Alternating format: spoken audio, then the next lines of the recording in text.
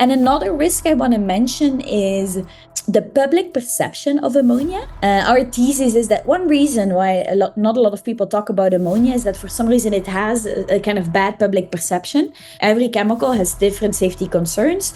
Ammonia specifically is corrosive, and so it is really important and can be toxic as well. So it's really important that you handle ammonia with care and that you have skilled labor that knows how to handle that ammonia.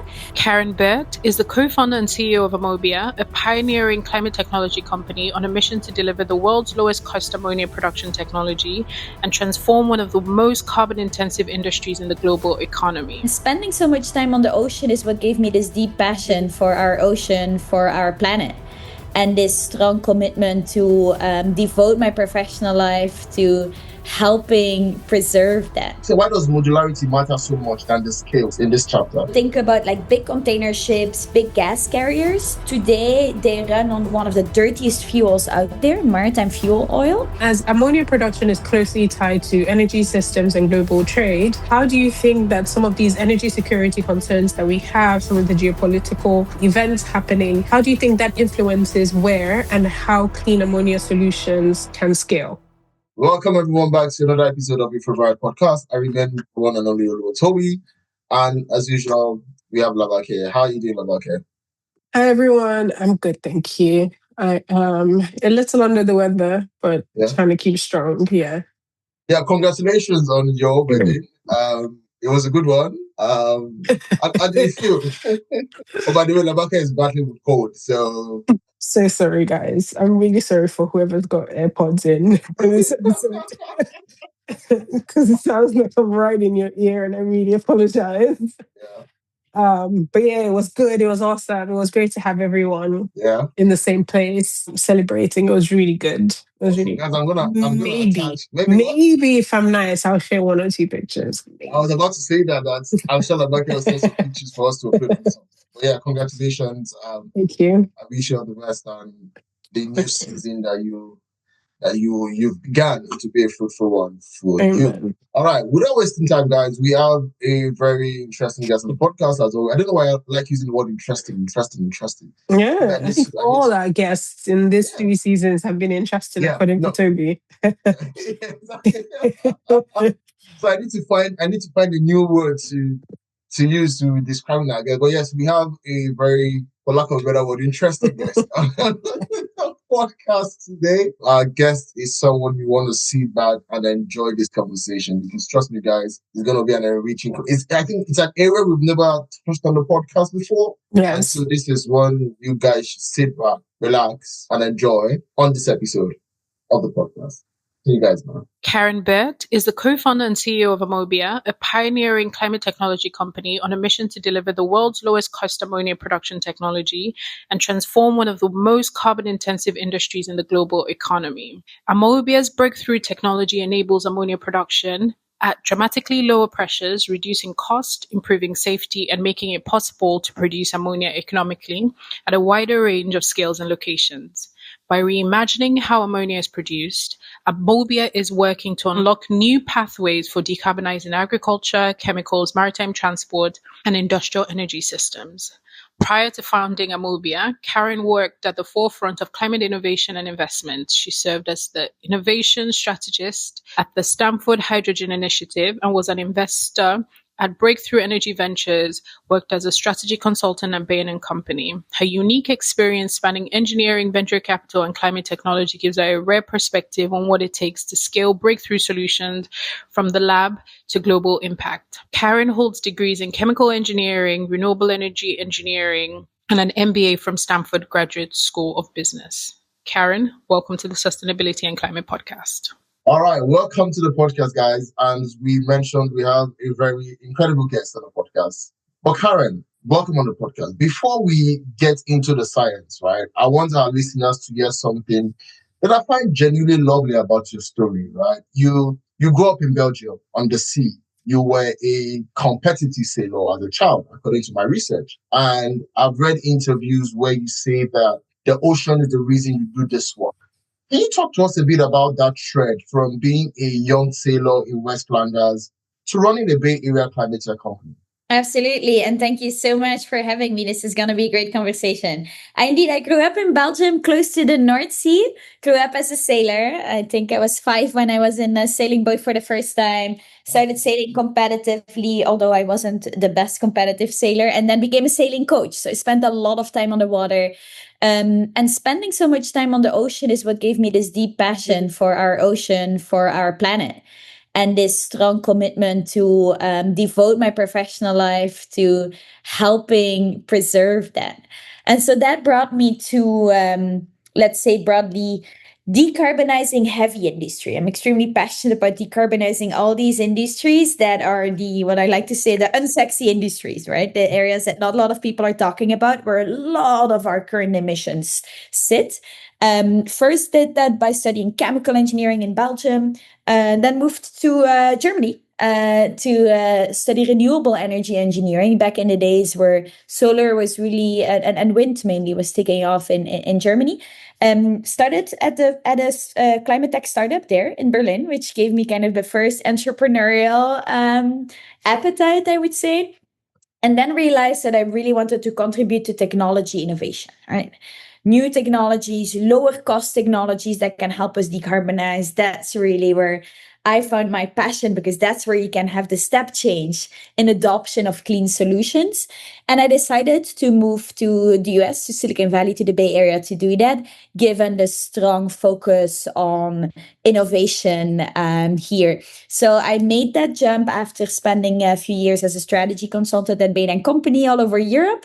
Did an MBA, which was a great way to get into that innovation and entrepreneurship and VC ecosystem here in the Bay, and then started Ammobia straight out of the business school. Awesome.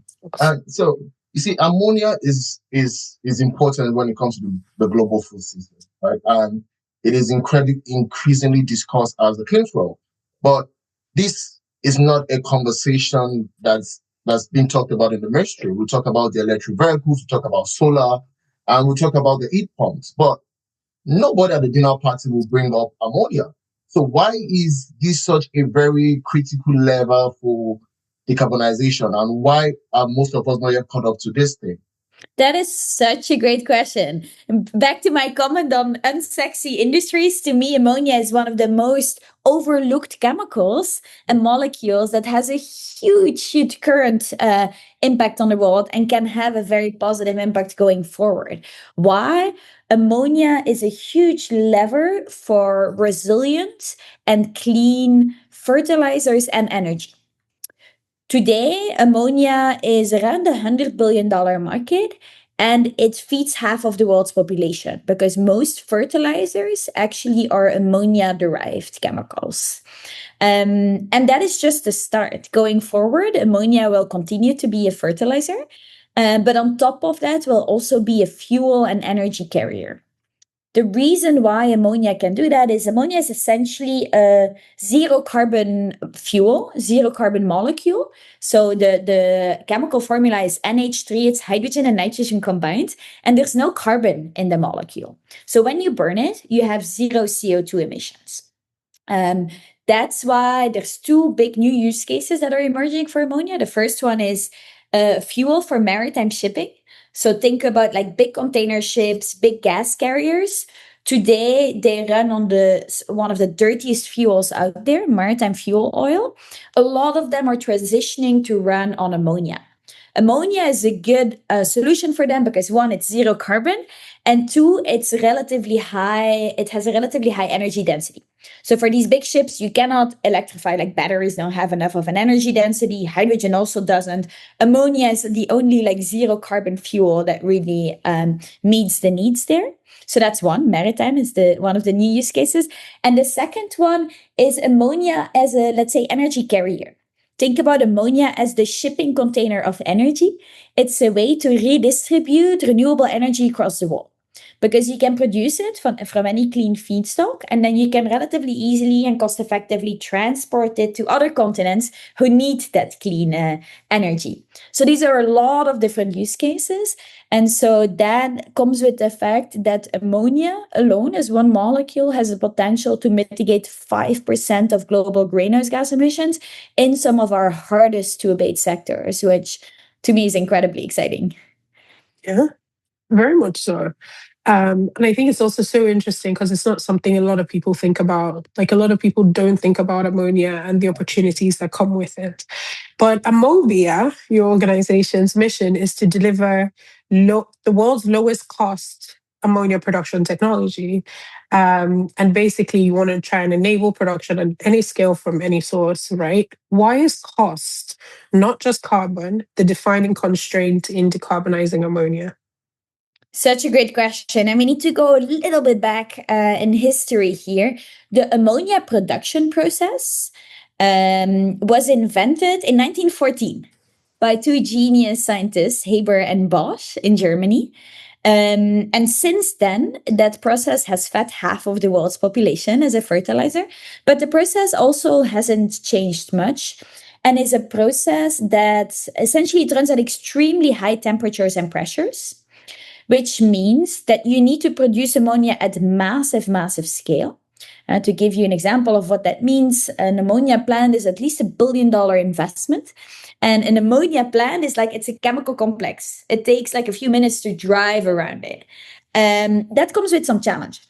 That means that you can only produce ammonia in areas where you have a large amount of coal or natural gas available. Especially in today's world, where there's a lot of geopolitical challenges. That means that 50% of the ammonia today is essentially is produced in geopolitically challenged neighborhoods. So if you combine China, Russia, and everything that is currently blocked by the Strait of Hormuz, that's half of the world's supply of ammonia, which is a huge challenge, not just because of the cost. Cost has been going up all over the world, 50% increase in fertilizers in a lot of locations already, but also for the security of supply. Multiple places in the world are already kind of, have shortages. Thinking about Asia, Africa, etc. So that means that we need to change the way in which we produce ammonia, not just to decarbonize, but also to lower the cost and enable security of supply and availability for everyone. Now let me bring us into the engineering for a moment, right? But in a way where our listeners who are non-technical will get to understand. So your technology enables ammonia production at a significant lower pressure. They're saying 10 times lower by your own published figures, right? And around 150 degrees Celsius lower in temperature. Beyond the efficiency gains, what does that actually change in terms of where and how ammonia can be produced? Great question. So you're exactly right. Today you produce ammonia at 200 bar, so high pressure, 500, 600 degrees Celsius. We can produce ammonia at up to an order of magnitude lower pressure. So we're in the kind of 20 to 60 bar range instead of 200, and also at lower temperatures, 300, 400 degrees Celsius. Why does that matter? You now have an ammonia production plant that is lower cost, so lower capex, and you can start producing ammonia at megawatt scale instead of needing gigawatt scale. So you have modular ammonia production plants. Think about Lego block type of systems that are kind of like skid based, that can be transported on a truck, that can be deployed really quickly at essentially any location where you have a feedstock, and ideally also where you have a customer. So you go from this extremely centralized industry that is fully dependent on oil and gas to a way of producing ammonia where you can produce it in a much more decentralized fashion, like regionally, and in a much more diversified way. Because now you can produce ammonia from renewable energy, you can produce it from a bio-based feedstock, from a waste-based feedstock, from natural hydrogen.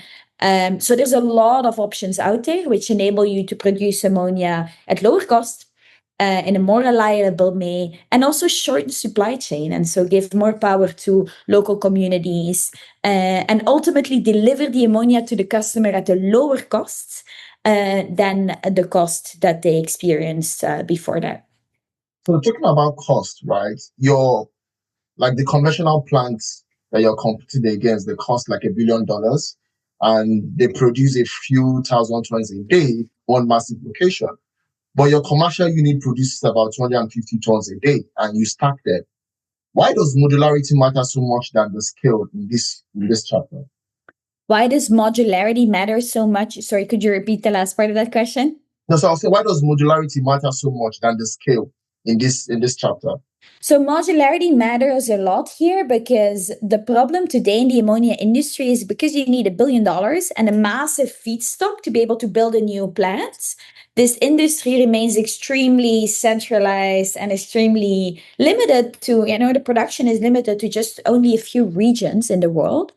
With that modular approach, it's really about its lower costs. It's about speed to production. Today, it takes 10 years from idea to having the plant up and running. With our modular systems that are mass manufactured, we can do that in 3 years. And so it opens up all these opportunities to have lower cost, more reliable, and diversified ammonia in many more places in the world. Awesome. So even if the technology works, right, industries like fertilizers and shipping are slow to change. What do you see as the biggest barrier? Technical validation, infrastructure, industry inertia? What would you say is the biggest barrier that you face? It's a great question. We are certainly navigating an industry that is, I would say, slow moving and risk averse. That is generally the case in anything that is, hard to abate, heavy industry, and that comes with some challenges.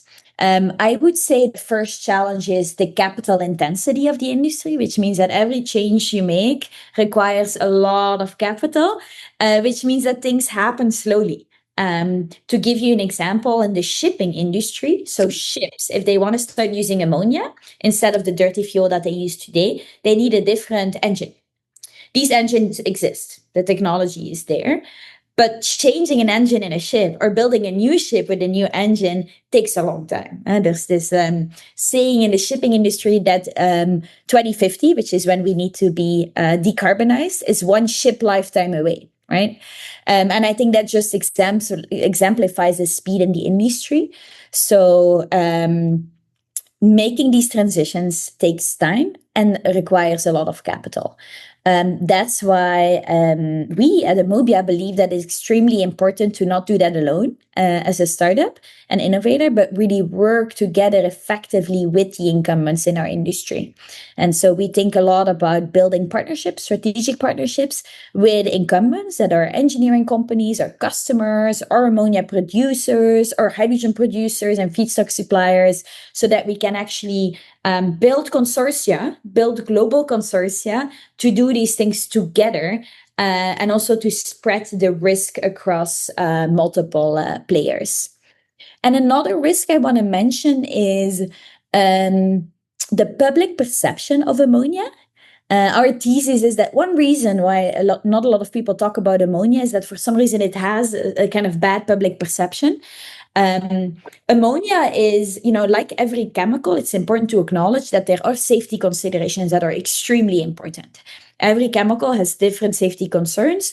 Ammonia specifically is corrosive. And so it is really important and can be toxic as well. So it's really important that you handle ammonia with care and that you have skilled labor that knows how to handle that ammonia. And so that is also something that takes time, where you need the right workforce. The workforce needs to be trained on handling ammonia effectively.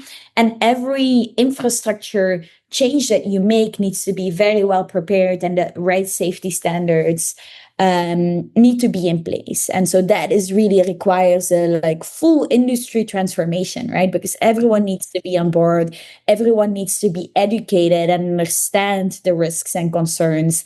And these are things that take time. We talked about the importance of ammonia when it comes to global food production, right? And we know that most of the developing world, they import its fertilizer and they pay like every premium for it. Do you think that lower cost or decentralized ammonia production can change the economics of fertilizer across the regions? Absolutely. Absolutely. And there it's about um, two things, right? It is about having more diversified ammonia. So, ammonia that is not only produced from fossil fuels, so that when these prices go up, not all the ammonia prices go up as well. That's one key component. The second one is also shortening supply chains. And so, to give you some specific examples, let's take Kenya as an example. Kenya today, most of the ammonia is essentially imported into Africa and then trucked all the way to the different farms. And once you start trucking ammonia over long distances, the prices go up substantially. I'm talking sometimes the price to the customer can be 10 times the production cost. So huge increase in price. Now think about an alternative world where you can produce that ammonia on a regional level. So for example, for multiple farm communities all at once from renewable energy, so local renewable energy. Now you have a situation where the ammonia is not just going to be much cheaper for the customer, it's also going to be much cleaner, of course, and it is going to be much more reliable. There's much less uncertainty about the price of the molecule, and there's much more control over the molecule and the price of the molecule as well. And so that is something that is absolutely instrumental for a lot of places in the world. And I'd like to point out the Global South in particular as a key region where there's a lot of opportunities there.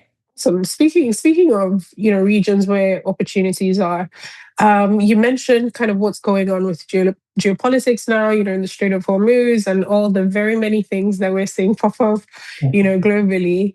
As ammonia production is closely tied to energy systems and global trade, how do you think that some of these energy security concerns that we have, some of the geopolitical events happening, how do you think that influences where and how clean ammonia solutions can scale?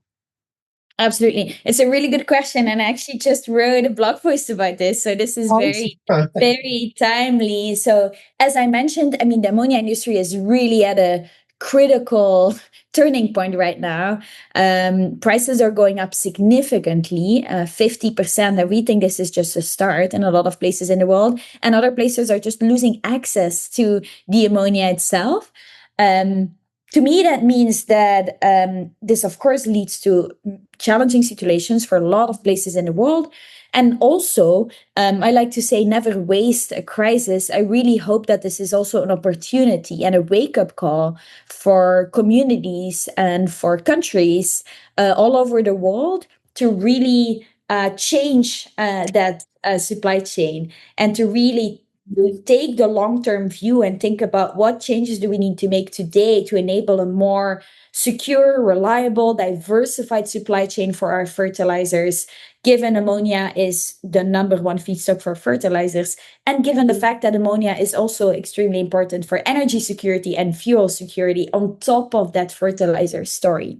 And so what that means is that we are already starting to see, we're getting a lot of inbounds at Ammobia from government entities, private entities who are really starting to think about this idea of producing ammonia in a more decentralized way from different feedstocks than just hydrocarbons to be able to have more security of supply for the years and decades and generations to come. Awesome. Amazing. Yeah, so as we come to the end of this amazing episode, right? And one beauty about this podcast is we have a diverse set of listeners who are founders, farmers, sustainability leads, policymakers.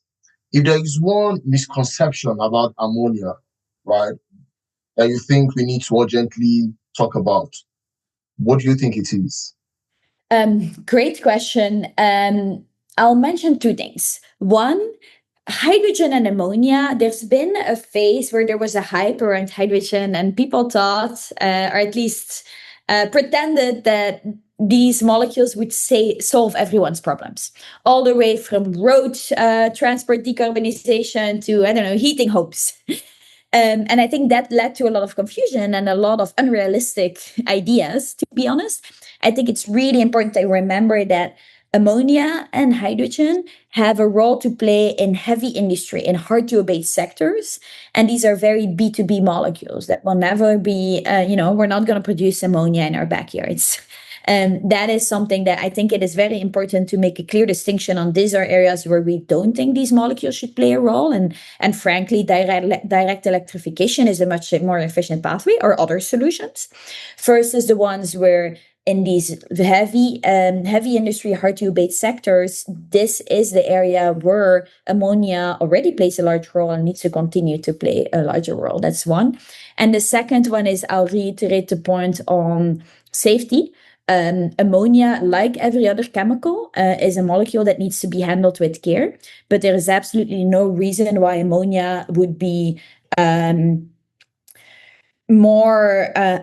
more safety concern than any other chemicals. The important ammonia, for example, is not explosive, and a lot of people actually think that.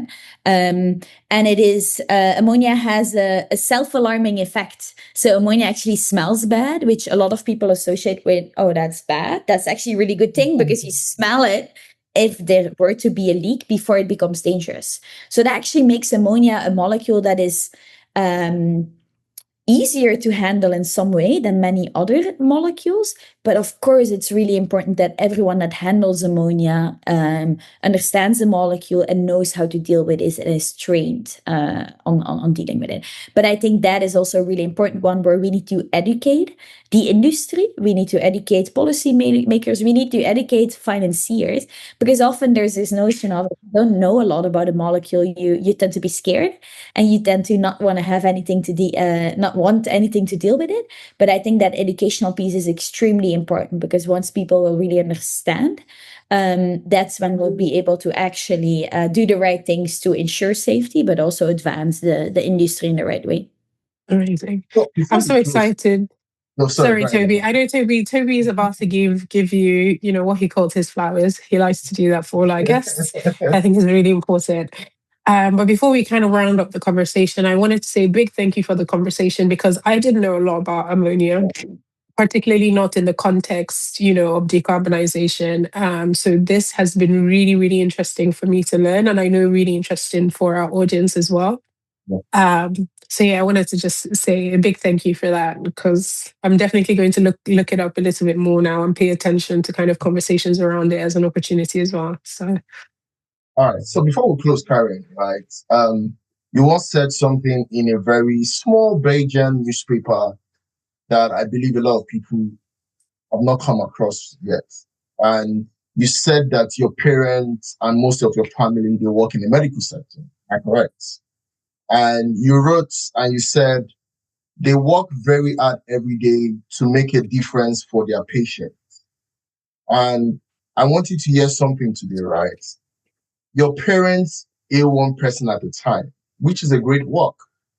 But I think you chose a different route. You chose a reactor in California, a molecule almost nobody talks about, and a problem that has gone unsolved for over 100 years. And the patients you are healing are the ones you will never meet. The farmer in northern Nigeria, in Kenya, who would have thought of fertilizer? The mother in Bangladesh, whose harvest will never fail. The child whose food will exist because of a decision that you made in a lab on a Tuesday afternoon. And you said something, and I'll read it in your own words. You said that building Ammobia has been the most high growth, energizing, and purposeful time of your life. Karen, you need to know this, that it is also one of the most consequential things any young woman in climate is doing in the world right now. You said you're grateful to stand on the shoulders of giants. Today on this podcast, in front of our thousands of listeners from over 100 countries, I want you to know one thing, that you are now one of those giants. And there's a young Belgian girl somewhere on a sailing boat this morning who is going to grow up and stand on yours. And so for the incredible work that you do, I want to say thank you. Because for me, I had no idea about this. I see it, but I didn't know how important that this thing is. And so I want to say thank you for taking this part, for providing a solution that people tend to ignore. And I'm sure that by the time our listeners listen to this episode, they would learn a lot from it and they'll take action when necessary. So on behalf of myself and Labake, who has made me the official spokesperson on this podcast, I want to say very big thank you. Thank you for the work that your team is doing. And trust me, I will definitely be looking out for the amazing story that will be coming out of Ammobia. So I just wanted to give you your flowers and thank you so much. Thank you so much. That is so incredibly kind. Thank you for the generous words. With that, I want to send 2 thank yous out there. One to the Ammobia team. We have 10 nationalities in our team. A lot of team members are working here every day, very hard, far from their families, on this mission to enable resilient, clean ammonia. And so they don't get to speak on podcasts, but they do the really hard work in our lab every day. So thank you to all of them, and thank you to both of you for doing your hard work in the evenings outside of your day job to get the word out. It matters. It really does. Thank you. And before we go, where can our listeners read more about you and about the work that the company does? If anyone wants to learn more about Ammobia, please look at ammobia.co is our website. And also feel free to drop us an email at info@ammobia.co. We'd love to talk and exchange ideas. Also, yes, guys. So I will drop the link on the show notes, and so please check out Ammobia and see the amazing work they're doing and support in any way you can. And if you have any questions, like you mentioned, please reach out to them, and I'm sure that they'll be willing to listen to you. And until next time, guys, keep changing the world one planet at a time. Bye, guys. Bye, everyone.